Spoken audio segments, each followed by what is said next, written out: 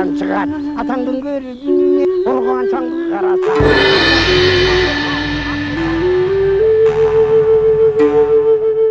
Assalamu alaikum урматтуу телекөрүүчүлөр, кайрадан сиздердин назарыңыздарга башканы коюп Манастайт теледолбоорубуздун кезектеги чыгарылышын тартуулайбыз.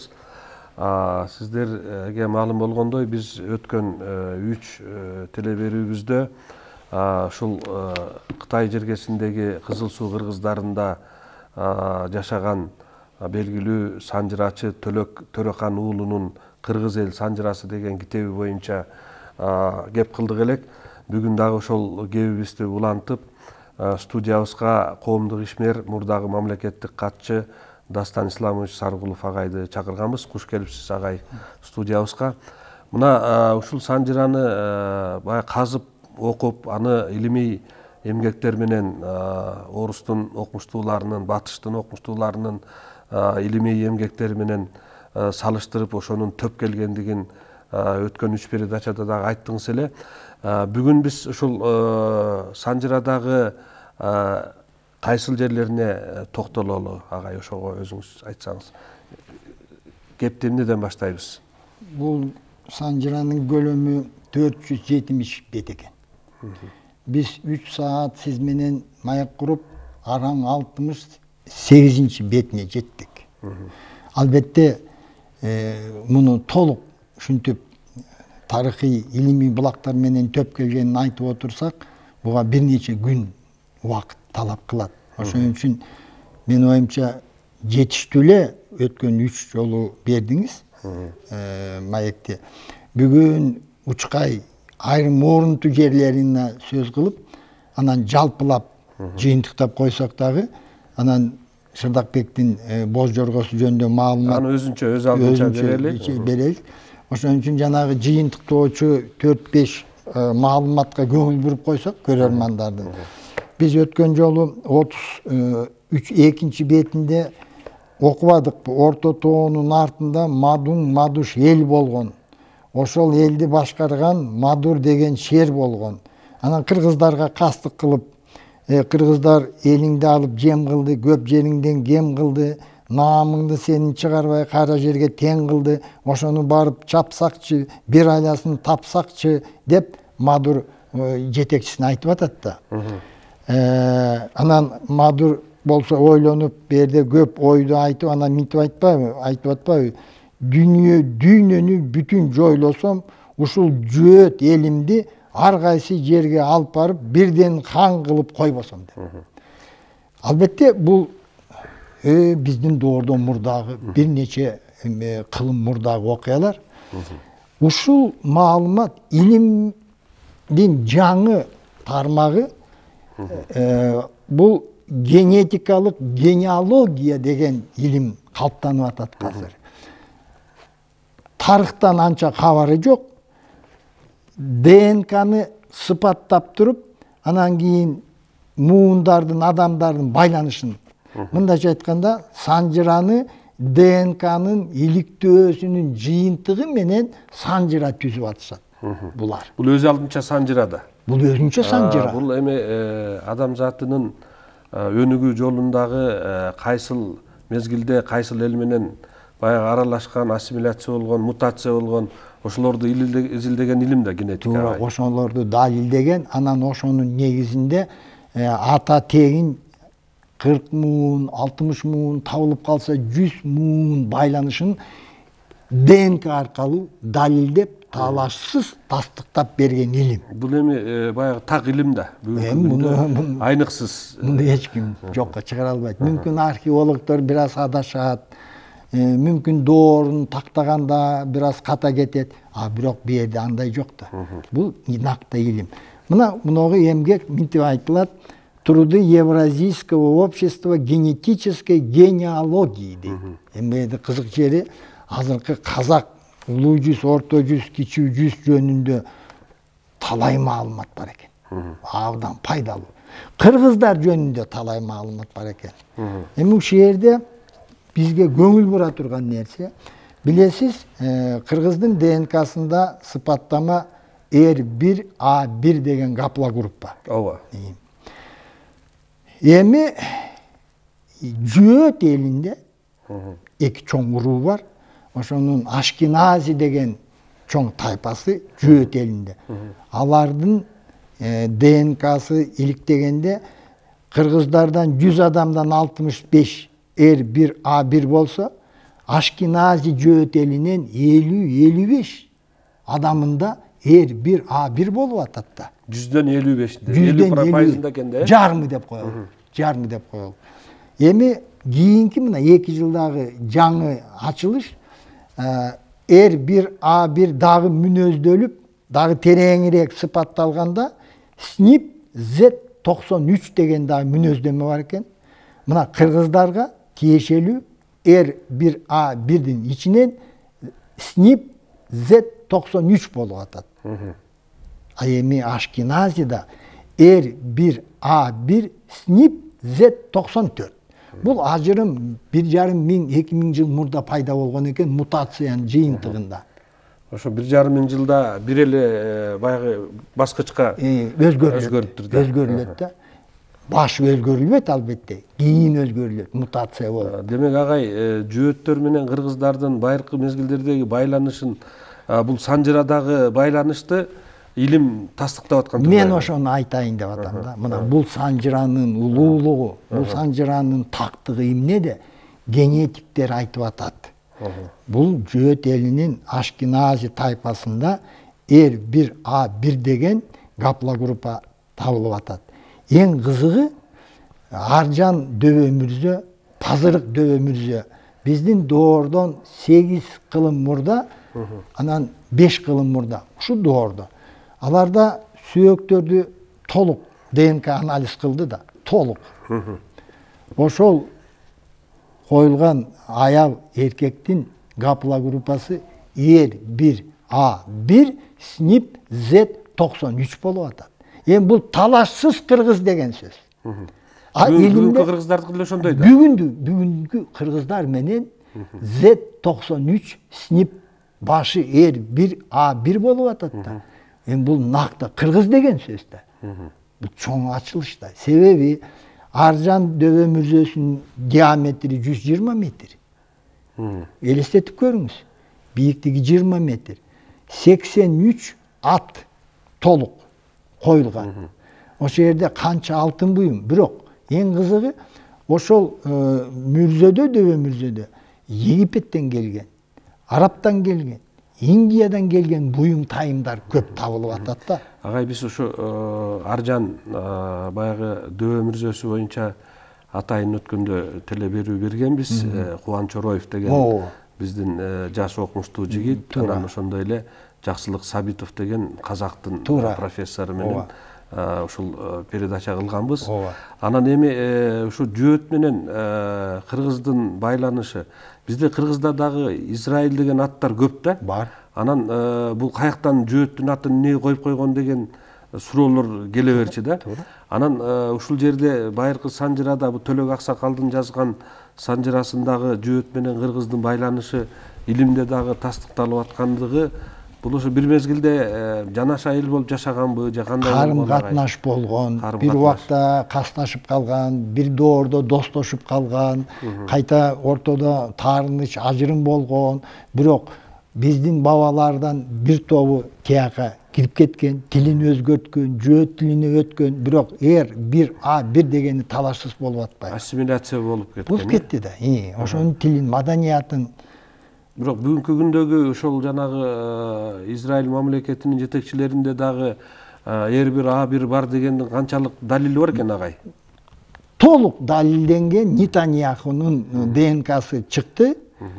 R1A1 SNP Z94. Биздики SNP Z93, аныкы SNP Z94. Демейди. Демек ал кыргыз эле турбайбы? Демек түркү бабабыз бир болуп чыгып атат. А кишини чакырып, ушундай десек, ал муну таанып кете албайт. Эми ДНКны эч ким таанып кете албайт да. Азыр жанагы атасы ким экенин аныкташ үчүн ДНКны берип атпайбы? Ооба. Жанагы чоң артисттер тияктан бияктан балдарды төрөлүп калса, анан балдары чоңоюп туруп, менин атам сенсиң деп, анан жок сен эмессиң деп көрүп атпайбы? Сен балам деп. Анан ДНК барып эле анан муну сотто таанып атпайбы? Ооба. Ушундай да. Демек, мыногу санжырадагы маалымат, мына ДНК маалыматы менен төп келгенин баса белгилеш керек. Экинчи көңүл бура турган маалымат, ал мындай маалымат. Бакабут деген жазуу кайсы доордо пайда болду? Бул ошо санжырада айтылып атат. Бир нече миң жыл мурда жазылган бакабут менен кийин эскирип, жыртылып, анан жаңыртууга мажбур. Биздин доордун 630-жылы ошентип айтып атат. Араб тамгалуу эмеге көчүрүлдү деп атат. Андан мурда 2000 жыл мурун жазылды деп атпайбы? Бу жерде 135-бетте мындай маалымат бар. Бул доордо кыргыздар баштан бери иштетип келе жаткан Бакабут деген жазуу менен Калач хандын ордо башчысы Эрболот кыргыздын 700 жылдык тарыхын эстеп, эл оозунда уланып келе жаткан окуяларын урпактар үчүн калтыруу максатында жазып чыгат дейт. Демек, мындан башка дагы ушундай эмгек бар болуш керек. Мүмкүн кайсы бир жерде табылары, мүмкүн табылбай калдыбы, мүмкүн баары өрттөлүп кеттиби, жок болуп кеттиби, бирок 135-бетте айтып атпайбы, 700 жылдык тарыхты Бакабут жазуу менен жазып кеткен дейт. Анда эл ошону окуган, эл урунган. Албетте бул биздин доордон мурда болгон. Карабайсызбы? Кыргыз өзүнүн санжырасын, тарыхын бир нече жолу жазган. Бул ар бир элде боло бербейт тарыхында мындай маалымат. Анан көңүл бура турган дагы бир нерсе 144-бетинде минтип жазат. Бул жерде кыргыздар ичинен кеңешип, азырынча калмактар менен ашкере кармашпай, калмактын ханына куттуктоо той берген болуп, ошол тойдо эл башкаруучуларды шайлоону кеңешип алалы деген токтомго келет дейт. Демек, кайсы бир доордо эл башкаргандарды кыргыз шайлаган. Муну көрүп атпайсызбы? Шайлооду деп атат. Европа элдерин тарыхын 2000 жыл шайлоо деген жок да буларда. Билесиздер. Түгүл мына 19-кылымда Россияда падышанын урпактары бийликти алган. Эч кандай шайлоо деген сөз жок. Францияда шайлоо деген сөз жок. Бөлөк өлкөлөрдө шайлоо деген сөз жок. Египетти алсак, фараондор билесиз, тукумдан тукумга нече миң жыл Атадан балага өтүп кете берет бийлик. Шайлоо деген сөз жок. Биздин бабаларыбыздын улуулугун караңызчы. Кайсы доордон бери шайлап келатат? Кайсы доордон бери шайлап келатат? Шайлоо деген демократиябы? Бул эл бийлиги деген сөз да. Анан эми ошол Европалардын тажрыйбасын бизге таңуулап, алардын демократиясы улуу экен, кыргызга окутуш керек, үйрөтүш керек деген сөз кандай болот энди? Биз атам замандан бери эл башкарган адамдарды шайлап келсек. Анан акырында көңүл бура турган нерсе, эми Александр Македонский тарыхта белгилүү адам. Көп маалымат бар, илимий маалыматтар бар. Мына 176-бет. Каратажаал окуясы. Ошондо минтип жазып атат. Кыргыз укмуштуулары бир апаат болуп, бир душман болуп, Кура деген, берде минтип атат, Кура деген калмактын пал китеби дейт. Бал китеп дейт. Карап көрүп, анын акыр заманга чейин ушундай окуялар болоорун билип, ошол доордо дүйнөнүн күн батыш жагынан чыккан Искендер Зулкарнайын аттуу алп Олуя Римдин падышасы алдына 40 түйөгө зар артып, 40 адам элчи жиберип, ошол апааттан куткаруу үчүн жардам берүүгө өтүнөт дейт. Демек, кыргыздар Александр Македонский менен алака жүргүзгөн да. Алака жүргүзгөн, мындай өнөктөш болгон. Искендер бул окуядан кабар тапкан соң, Теңирим мага дүйнөнү көп берген, соогуңарга, тартууңарга муктаждыгым жок деп кыргыздардын алып барган соогасын кайтарып берип, барган кыргыздарга жол баштап алып келүүчүлөрдү жиберип, жанагы апааттан кыргыз элин куткарып калат дейт. Өзү агай могу Төлөк Аксакалдын ушул санжырасында дагы бир жеринде айтылат. Кыргыздын Мундуз деген баатыры менен Ажужу Мажужулар 50 жыл бою согушат да. Бирин бири жеңе албайт. Анан арып ачып 50 жыл деген оңой эмес да. Биз жанагы Вьетнам менен Американын 30 жылга жакын согушун билебиз да, биздин эсибизде. Ал эми 50 жыл кыргыздар ошол ажужу мажужу деп ошо менен согушуп, буларды алгачкысы келип көлдөн сууну ууртаганда акыркысы келгенде көл соолуп калчу деп сүрөттөлөт да. Саны көп экен да.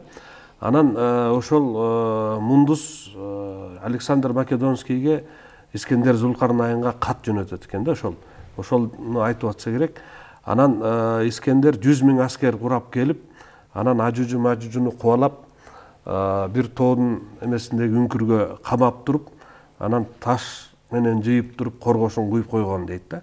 Анан баарынан кызыгы агай, 11-кылымда, биздин доордун 11-кылымда арабтардын бир падышасы атайын экспедиция жиберген экен. Ошол Искендер камаган ажужу мажужулардын камалган жер картасы бар экен аларда. Ошону текшерип келгиле, ачылып калдыбы, эмне болду деп. Анан алар ошол келип, 50ден ашык кишилер келип, анан арып ачып жолду, анан бир нечеси кайтып барган экен. Анан эң кызыгы, мындан 5 жыл мурда арабтардын Аль Жазира деген телеканалы бар Кувейтте. Анан ошол каналдан бир журналист келиптир. Келип, бир оператор сурап, оператор алып бизден, анан вертолет жалдап, анан Кыргызстандын территориясынан бүт учуп, ошол колуна карта менен салыштырып атат да. Анан салыштырса, ошол картада чийилген жер биздин Кыргызстандын территориясында болуп атат. Болгондо дагы чаткал, биздин чаткал жергесинде болуп атат да. Анан ал тоо ошол көрсөтүлгөн картасы мен көргөм. Анан ошол тоодун жанагы бети 250 метрдей күзгүдөй болуп турат дейт. Анан Өзбекстан жакты карап турат экен да бүгүнкү күндө. Анан ошол жанагы араб журналист атайын бир приборлорду алып келип, анан баягы жерге сайып көрсө, жанагы цветной металлдын эмеси детектору көрсөтүптүр да. Анан бул чындыгы барбы деген ой келет да. Анан ал журналист тартып кеткенден кийин муну атайын өзүнчө фильм кылып Аль Жазирадан чыгып YouTube'га да коюшкан да. Анан бул дагы бир нерсенин чындыгы келип атат да. Санжыра бекеринен айтылбагандыгы. Туура. Мен кунт коюп карап чыктым. Бул Санжыра, бул тарых деп айтыш керек, кесе айтыш керек. Божомол эмес, ыктымал деген сөз эмес. Бүт илимий булактардын маалыматы менен тастыкталган, далилденген, Кыргыздын нече миң жыл тарыхын камтыган Санжыра. Эми агай, бул Санжыраны жазган аксакал бир айылдагы эле бир карыя да. Анан эми бул ал киши өзү жазган жок, бул ал киши өзү башында айтып атат. Мен муну байыркы китептен алып туруп кайра чыгардым деп атат да. Анан илимий деле ал убакта эме жок, бул чындыкты жазган. Да, анан эми аны илимдин тастыктаганына биз күбө болуп атабыз да агай. Демек, биз азыр муну чоң жаңылык деп элибизге айтышыбыз керек. Расмий айтышыбыз керек. Бул Санжыра Төлөк аксакал кийинки окуяларды мүмкүн толуктагандыр, кийинки. Негизи биздин доордо мурдагы 2000 жыл камтыган окуяны бабаларыбыз жазып кеткен да. Ошонун баары илимий тарыхый булактар менен төп келип атат. Демек биз элге айтышыбыз керек. Эл журт айланайын. Биздин тарыхыбыз аныкталган Санжыра менен илимий, тарыхый, археологиялык, генетикалык булактар менен төп келип атат. Анан 80 жыл бизде кыргыздар 16-кылымда калыптанган, маданиятсыз, артта калган, жапайы эл дебедиби? Буга чекит коюш керек. Чекит коюп, бир чети бул Санжыра, Тора, Забур, Авеста деген бүт адамзат бүгүн баалап, сыймыктанып окуган китептер менен замандаш болуп атат. Демек, бунун баасы дагы ошондой да. Ошо китептердин катарында турган китептер, маалыматтар да, маалыматтар. Кыргызда сөз бар. арбактар ыраазы болбойун, тирүүлөрдүн иши оңолбойт деп. Туура агай. Анан могу жазма боюнча дагы муногу бүгүнкү күндө Алтайдагы жанагы Орхон Энисей жазуулар. Орхон Энисей жазуулар ал бизде Таласта, Чүйдө, ар кайсы жерде Бар. жолугуп атпайбы, Европада дагы жолуккан жазуулар. Анан бүгүнкү күнгө чейин биз ушуну кыргыздын жазуусу деп айта албай келебиз да. Ал ташта жазылган жазуулар калып, ошол эле мезгилде териде жазылган бирин экин дагы элдин колунда бар экен, бири мынакей ушул аксакал жазып атпайбы. Анан эгер аны ала турган болсок, кыргыз эли байыркы эл жазмасы бар эле экен деп туруп эле ачык эле айтып, биз мынакей элге кабыл алышыбыз керек экен да. Саясат болгон, кыргыздыкын баарын кыргыз деп айтууга тыюу салынган да. Ошону ким айтса, ким далилдесе, Совет доорунда өзгөчө 1925, 35, 40 жылдарда атып жиберген да. Мына Белек Солтоновдун китеби. Кыргыздын тарыхы. Бул кишини 61 жашта атпадыбы? Кыргыздын тарыхын, байыркылыгын ким билсе, ким далилдесе, соту жок эле. Жаңы доорго тоскоолдук кылат булар деп атып жибер. Канча адамдар атылып кетти, канча адамдар Сибирге айдалды, канча адамдар ошол жактан келбей калды. Ошон үчүн муногу маалыматтын баары жана өзүңүз айткан кыргыздын жазуусу биздин доордон нечен миң жыл пайда болгон. Ошо жазуу менен кыргыз өзүнүн тарыхын жазган, калтырган, биздин колубузга жетип турат, туурабы? Эми Төлөк Аксакал абдан туура айтып атат. 630-жылга чейин Санжыра Төлөк Аксакал жазган жок да. 630-жылдан баштап 17-кылымда экинчи жолу Зарыкбек Султан көчүп Зарыкбек хандын доорунда. Аны да Төлөк Аксакал жазган жок да. Бул бабаларыбыз жазды да. Эң көңүл бура турган нерсе мындай. Бу жерде так айтылып атат, 135 миң кой ортого чогултуп, ошо менен 6 жыл жазган эмгегин төлөп берген деп атпайбы? Bir koy $100 bolsa, ötken jolu men tуура эмес айтып турмун, 13 миллион 500 миң доллар. 13 миллион 500 миң доллар сомго, бүгүнкү сомго которсоңуз, канча болот? 60ка эле көбөйтсөңүз. Ошон үчүн миллиард сом болот да. Биздин бабаларыбыз дүйнөнү аянбай 13 миллион 500 миң доллардын баасына тете эмгек жаратып бизге калтырса, биз эмне үчүн бүгүн 500 сом аяйбыз ушу китептен. 500 сом деген 1,5 килограмм эт. Же болбосо бир орто сапаттагы бөтөлкө арак, анан чалабыла закуска. Бизде уят барбы?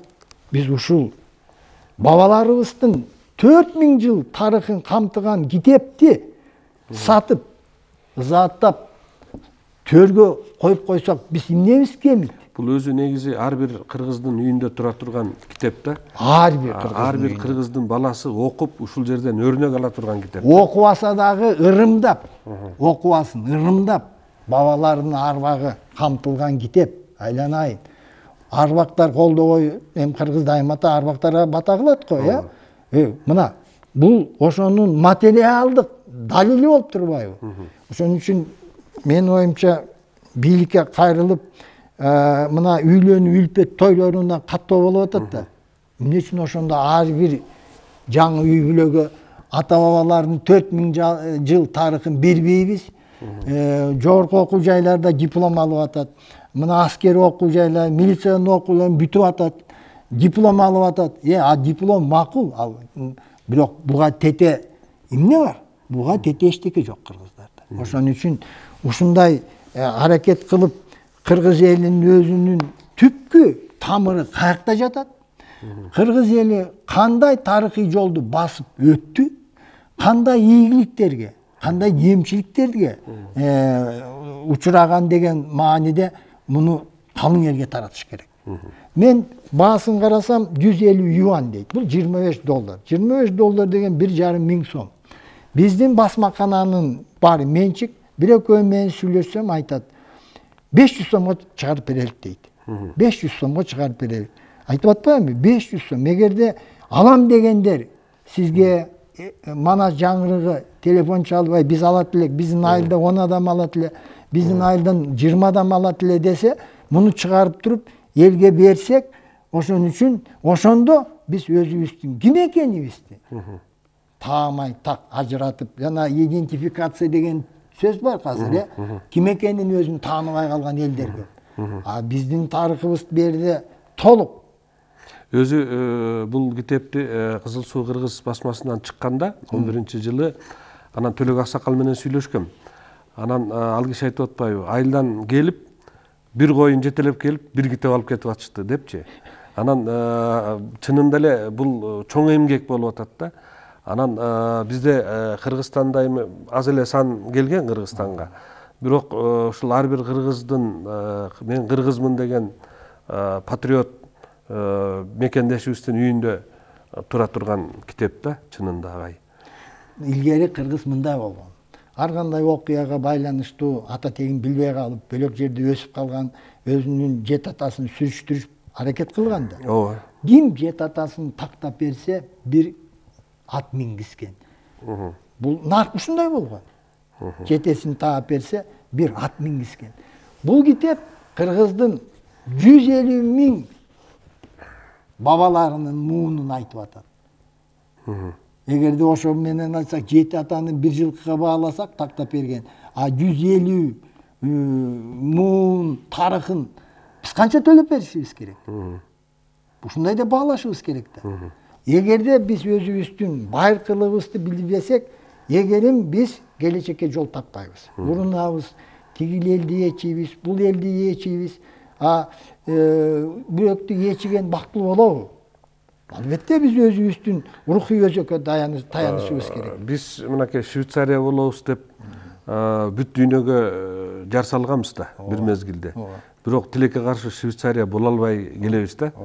Биз ошол Европа өлкөлөрүндөй бай жашагыбыз келет. Ошолордукундай бизде элибизге жанагындай шарт түзүлүшү керек деп айтып келебиз да. Бул биздин кыялдагы эң чоң максатыбыз деп ойлойбуз. Бирок ошол эле мезгилде биздин бабаларыбыз ар бири эң эле жок дегенинде 500 кою бар бабаларыбыз болгондугун тилекке каршы билбейбиз да. Билбейбиз, себеби аны биздин эс тутумубуздан чийип салышкан башкалар. Анан мына эми кайрадан кайрылып элибизге келип атат. Ушул сиз туура айтасыз, бабалардын баягы бабалар баркталмайын, даңкталмайын, кийинкилер баркталбайт деген элдик накыл сөздүн тууралыгы дагы туура келип атат да. Демеке, бул рухий дөөлөт биздин, бул рухий дөөлөт. Элди кул кылам десең, рухий кул кылам десең, тарыхы менен тилин ажырат дейт. Туурабы? 70 жыл Совет доору болду, 25 жыл капитализм доору болду. Ага чейин дагы тарыхый өйдөлдөй көп окуялар өттү. Биз өзүбүздүн рухий тамырыбызды жоготкон үчүн биз ушул рухий кулга айланып баратабыз. Рухий кулга айланып баратабыз. Ошол эле учурда биздин ата-бабаларыбыз нече миң жыл бою тапкан тарыхый тажрыйба бүгүн да кыргызга керек. Кантип өнүгөбүз? Кантип коррупцияны жеңебиз? Кылмыштуулукту кантип жок кылабыз деген маселе. Коомдо теңдикти кандай камсыз кылабыз? Эл кантип бакубат турмушка жетет деген суроолорго жооп ушул жерде жатат. Ушул боюнча дагы ошол аяк жагында жанагы ыр түрүндө айтылган хандын Адилет хан кандай болот, эли кандай жашайт, эгер жанагындай пара алган хандыкы кандай болот деген нерселердин баардыгы тең ачык жазылган. Анан бул байыркы замандарда эле биздин ата-бабалар буларды чечмелеп койгон экен да. Жолун тапкан, сырын ачкан. Мына Юсуп Баласагындын китеби көрсө, а киши да ушул рухий наркка таянган экен да. Нече миң жыл мурда табылган даанышмандык, акылмандык, ошонун баарына таянып туруп жанагындай эмгектерди жараткан экен да. Демек мунуну ушундай баалап элибизге жайылтып алсак, келечек муундарга таяна турган рухий тоо болот эле да. Бул ошондой менен жыйынтык кылсак болот. Төлөк Аксакал менен мен ошол сүйлөшкөнүмдө аңызда, айылында. Анан бул киши дагы бир топ материалдарын мага берген. Бул китепке кирбей калгандар. Себеби ал киши ошо 800 бет кылып жаздым эле, анын 500-ün эле чыкты, дагы 300 бети чыкпай калды дегенде. Анан эң кызыгы ошол жерде кыргыздын даанышман, акылмандары, ойчулдары, олияларын тизмелери кетет да. Биздин доорго чейинки 2000 жылдан берки анан жылдары менен мынча жыл жашаган, мынчага чыкканда атак даңкка жетип кыргызга бааланган деген маалыматтар бар. Ошолор кирбей калган экен бияка. Анан бул чынында эле эми бүгүнкү күндөн алып караганда эми бул киши каяктан жөн эле оюнан жазып койгон дегендей цензурадан өткүзбөй койсо керек деп ойлодум да. Анан бул дагы бир кызык нерсе. Анан Төлөк Аксакал ушул китепти дагы Кыргызстанда чыгарсаңар жакшы болот эле деген өзүнүн пикирин дагы айткан. Бирок бул китеп биздин Улуу Тоолор басмасы менен Кызыл Суу Кыргыз басмасы биргелешип, анан Кирилл тамгасында чыгарган. Бирок эмеси нускасы чакталуу эле болгон. Кыргызстанга бир 25 эле нуска келген да. Анан эми Кудай буйруса бизден эгер теле көрүүчүлөрүбүз ушул китепти алабыз деп биздин студияга кайрылышса, эметсе анда ошол заявкаларды чогултуп туруп, анан типография менен сүйлөшүп, анан ошол китепти чыгарып элге таратсак болот экен да. Дагы бир кичинекей маанилүү маселе бар. Биздин тилчи илимпоздорго абдан пайдалуу. Кайсы маалымат?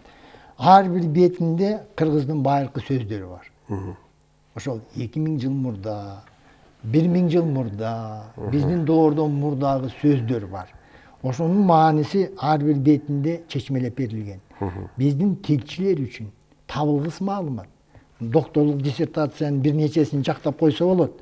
Тил мындай болгон турбайбы, мындай өзгөрүлгөн турбайбы, 10-кылымда мындай сөздөр пайда болуптур, андан мурда мындай сөз пайда болгон экен деп. Бул илимий эмгекке негиз боло турган санжырада. Бул илимпоздор үчүн.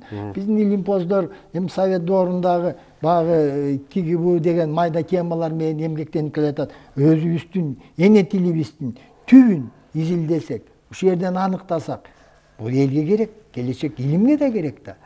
Бул жагынан дагы бул табылгыс китеп болуп турат. Дастан Исламович, мынакей бул маалыматтарды жана Кытай жазмаларындагы тарыхый маалыматтардагы тастыктаганын айтып келесиз да.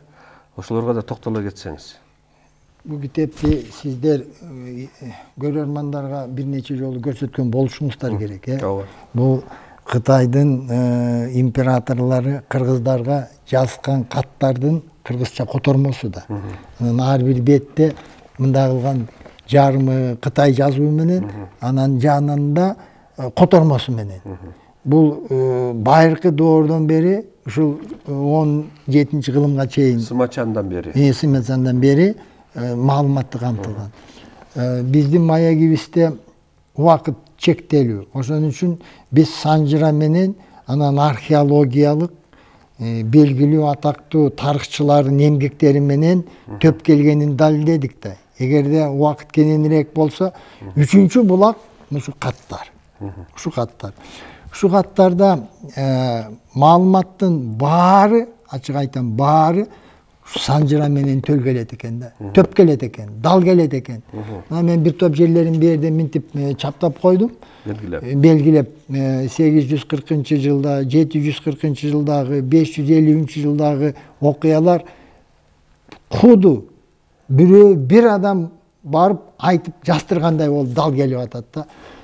Бул китеп биз үчүн өтө маанилүү. Себеби бул Кытай каттары талашсыз да. Бул архивде жаткан каттар да. Макеле Өмүрбай абдан чоң эмгек кылып, ошо китеп каттарын баарын териштирип, таап, которуп, анын үстүнөн байыркы доордогу жазылган Кытай жазуусун окуган адамдар азайып калды да. Эрежелери бөлөк болгон. Ошого карабай, ушундай ат көтөргүс, төө көтөргүс эмгек кылып бизге ушундай чоң каттар жыйнагын, бул тарыхый жыйнактарын. Адамдардын аты жөнү бир аз кытайча өзгөрүлгөн, мындай тааныса болот. Жерлердин аттары өзгөрүлгөн. Өзгөрүлгөн. Бирок өзөктүү окуялардын баары, доор, төп келип атат. Ооба. Ошон үчүн келечекте мүмкүн биздин тарыхчылар ошондой максат кылып мына Санжырадагы маалымат, анан кийин археологиялык тарыхый илимдеги маалымат, анан мына каттардагы маалыматты дал келтиргендердин баарын эмгек кылып чыкса, бул дагы тарыхчыларга пайдалуу болот эле, элибизге пайдалуу болот эле. Бирок мунун деле кажети жок, себеби мына булактар менен Санжыра төп келгени анык. Муну мен чечмелеп айтып бере алам, бирок ага убакыт жок. Бу жердеги маалыматтардын баары Санжырадагы маалыматтар менен дал келип атат да. Дал келип атат. Ошон үчүн Кытай тарыхындагы булактардын төп келгени эмнени көрсөтүп атат? Бул окуялар чындык, кайсы бир доордо болгон. Ошол окуяларга тиешелүү каармандардын ысымдары бу китепте бар, Санжырада бар. Анан эми албетте мына тарыхый китептерде ысымдар жок. Себеби бу китептер Совет доорунда көбү чыккан. Ал убакта бул маданият, бул тарых кыргыздыкы деп айткан бул чоң кылмыш болгон. Ошон үчүн атүгүл айтпадымбы, жана дөбө маданияты Хакасияда табылган. Биздин түпкү мекенибиз.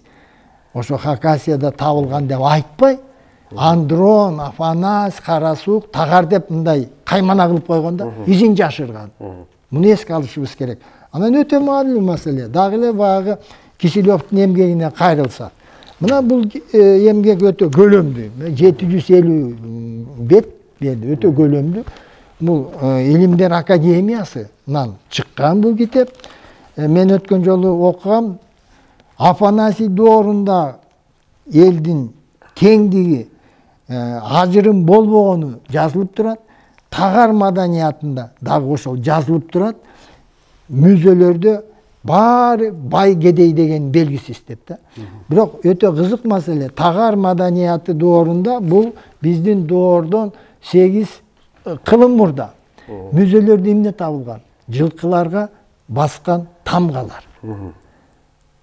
Демек биздин доордон 800 жыл мурун биздин бабаларыбыз жылкыны ажыратыш үчүн ар бир уруу өзүнүн тамгасын баскан да. Тамга деген бул качан пайда болду? Азыр мына казуулар далилдеп атат. 2800 жыл мурун тамгалар пайда болду. Ошо пайдаланылгандыгы далилденип атат. Эми тиги мүзөдө коюп койгондо мүмкүн бирөө тамга куйган адам. Демек ал андан мурда эле пайдаланып келген. Андан мурда да пайдаланып келген. Жана томпой чүкөлөрдө тамгалар деп айтпадымбы. Эми биздин тарыхчыларга рахмат. Муногу Кыргыз деген жыйнак 10 том. Бул качан чыкты? Бул 2004-жылы чыкты. 14 жыл мурун. Мына ушул жерде 9-томдо Киселевдин мына китебинен шилтеме кылып 70 барак маалымат берилген. Кыргыз тилинде. Конспект болгон турбайбы? Эми мындай мүнөздөмө кылып, баяндама кылып. Эми албетте үстүртү. Эгерде муну толук, мына көлөмү чоң. А бу жерде Кудайга шүгүр, ошол Киселевдин эмгегин кыргыздарга таандык жерлерин 72 бет кылып жазыптыр. Бу дагы жакшы го, бирок эмгектин өзүн окуш керек да. Эмгектин өзүн окуганда таамай так толук маалымат алып атат да. Мына Киселев бул өтө атактуу Бернштамды бийлик улпалап койду да. Жумуштан четтетип, окуудан тарыхтын окуттурбай, а Киселевге андай мамиле кыла алган жок да. Бул уже 51-жылы Сталин багы бийлиги мына ошо кулардын астында 200 жыл, мүмкүн кийин да куугунтуктайт беле эгерде Сталин тирүү болсо, бирок бул чыгып калды. Бул жерде ачык эле кыргыздыкы деп мына Тагар маданият, Таштык маданиятынан таамай эле айтып атат. Бул кыргыздын өтө кызыгы мүзөлөрдө сүйөгү коюлса, ошол гипстен жасап кайтыш болгон адамдын маскасын, бет кабын алган. Ошо бет кабы боюнча бул кандай монголоид же европоид деген маалыматы да ушул жерде абдан чечмеленген. Анын үстүнө антропология деген илим бар. Баш сөөктүн түзүлүшүн иликтеп туруп, ошо менен далилденген маалымат бар. Биз үчүн бул да өтө өтө баалуу маалымат. Анан агай мындан тышкары дагы жана жөөттөр менен болгон кыргыздын мамилесин айттыңыз. Ошондой эле Япон эли менен болгон дагы маалымат бул Төлөк Аксакалдын баягы китебинде бар, санжырасында. Анан сиз ошол бүгүнкү күндөгө чейин Япондордогу кыргыз аттары пайдаланылганы боюнча дагы айтып жүрөсүз, ошону да айтып берсеңиз келет. Эми мындай да, анан тиги Шырдакбек, Хан Шырдактын тарыхына кайрылганда кененирээк айтып берейин. Азыр болсо үстүртөлө. Япон эли алардын ДНКсы дагы 40% эри 1А1 болуп атат. 40%. Бул бир. А эми маалыматта мындай 200дей адамдардын ысмы Япон менен кыргыздыкы бир да. Бир. Мисалы Садатоси дейт алар. А бизде Садат дейт. Саданобу дейт аларда. Биздики Саданбек дейт. Айырмасы кайда эмеспи? Биздики Тейит болсо, алардыкы Тейторо дейт. Тейторо. Биздики Мокеев деген бар да фамилия. Алардыкы Моке. Bizde Monoev degen var da. Alardaki Mono. Motoy. Bizde Motoev degen var. Mukay. Mukayev degen var. Mukaş. Mukaşı. Manase. Bizde Manas. Alarda Manase. Kutunay. Kutinay. Kanıkey. Kankey. Misali dağı bu tizmeni ulantsak Tomotoyev. Tomoto. Anatay. Anatay. Bir. Seymeto. Semetey. Konko. Konkobayev. İsan. İsanov. Umay. Asava. İbarat. İbaru. Ibray. İbari. Bu 250 adamın ismi. 1996 yılı Japonya'da bolgomda. Anan ошондо bir tarih iliminin doktoru eken, okumuştu adam bayağı bizdin aldыбызга келип лекция окуган. Анан ошол айтып атат, o Japon elinin tarihini biz izildep, anan bir özgöçölüktörü var deyit da. Anan bu Japondun baldары төрөлгөндө 2,5-3 жашка чейин жан башында көк так болот. Биз ушуну изилдеп көрдүк дейт. Бул Орто Азияда кыргыздарда бар экен дейт. Монголияда бир аз бар экен дейт. Анан тиги Венгрияда кыпчактарда бар экен деген нерсени айтты да. Анан мындан тышкары дагы жанагы антропологдор баш сөөктүн түзүлүшүн изилдегенде кыргыздын баш сөөгү менен Япондун баш сөөгү дал келет экен дейт да. Кыргыз менен казактыкында айырма бар экен дейт. Өзбектикинде да айырма бар дейт. Жанагы баш сөөктөгү эмелердин кесилишкен эмелерин алганда. Анан ушул жагынан алганда дагы байыркы замандарда эле ушул Япондор дагы кыргыз менен байланыш болгондугун бул Төлөк Аксакалдын санжырасында дагы айтылганын эске алсак болот экен. Туура мына сөздөр, мисалы көкүрөк дейт кыргыз.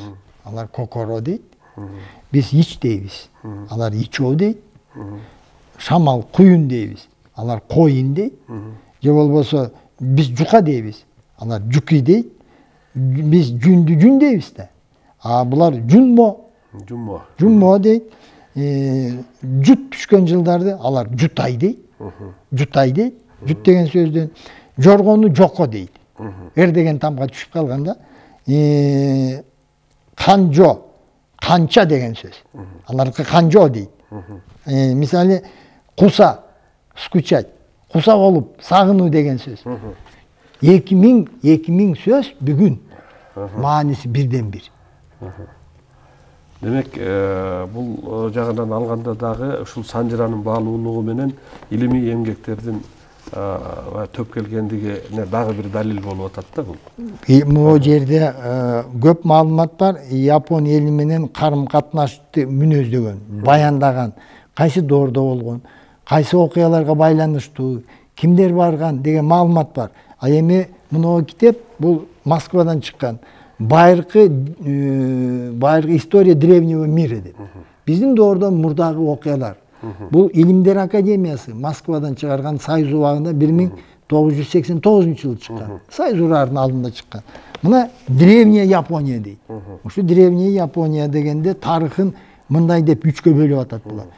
Жөмөн доору 4000 жыл биздин доордон мурда, 3-үчүнчү кылым биздин доордон мурун.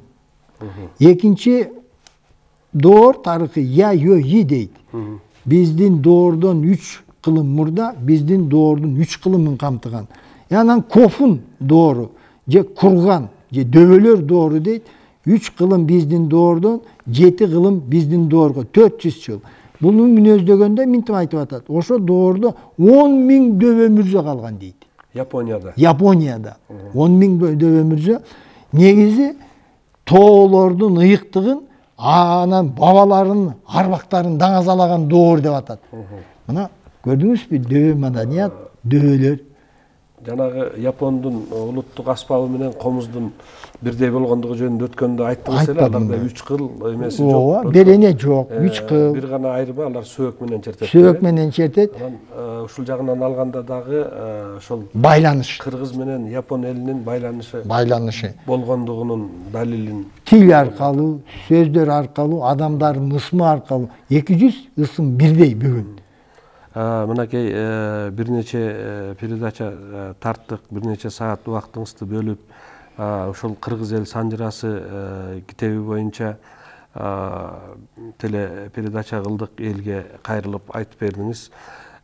Деги эле Кыргыз эл санжырасын жазган китептерди баягы Үсөйүн Ажы деген Кызыл Сууда өткөн аксакалдын санжырасы, биздеги Сабыр Аттокуровдун санжырасы, дагы Төлөк Эсенгул уулунун санжырасы сыяктуу көптөгөн санжыралар, китептер чыккан. Бирок тилекке каршы бул санжыраны биздин окумуштуулар кандайдыр бир мындай этибар калбай, көңүл бурбай, бул тарыхый маалыматтар жок, бул жөн эле Кыргыздын бир фольклорунун бир бутагы катары карап келгенбиз. Анан бул Төлөк аксакалдын санжырасындагы, Төлөк Төрөкандын санжырасындагы бул ошол эле китептердин бири катары бизде кабыл алынса, мынакей сиз бул накта тарых экендигин, Кыргыз элинин бир нече миң жылдык тарыхы камтылган, 100-150 урпак муун камтылган тарых экендигин, аты жөнүн көрсөтүлгөн, доорун, жылын көрсөтүлгөн. Шуну айтып атасыз, сизге терең ыраазычылык билдиребиз, себеби бүгүнкү күндө ушундай маалымат биздин элибиз үчүн өтө зарыл, керек болуп турган маалымат деп ойлойм.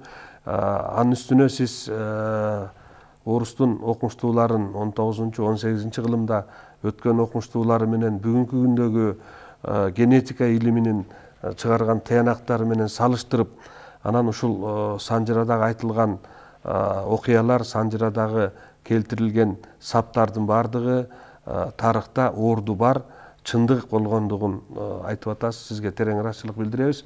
Урматтуу телекөрүүчүлөр, ушуну менен бүгүнкү теле берүүбүз соңуна чыкты. Кудай кааласа, сиздерде ушул китепти өзүнүн китеп текчесине койгусу келип, өзү ушул китепти окугусу келип, балдары, неберелерине ушу Кыргыздын тарыхы билсин дегениңиздер болсо, биздин телестудиябызга кайрылсаңыздар болот. Урматтуу телекөрүүчүлөр, ушуну менен бүгүнкү берүүбүз соңуна чыкты. Кийинки көрсөтүүлөрүбүздө аман эсен учурашалы.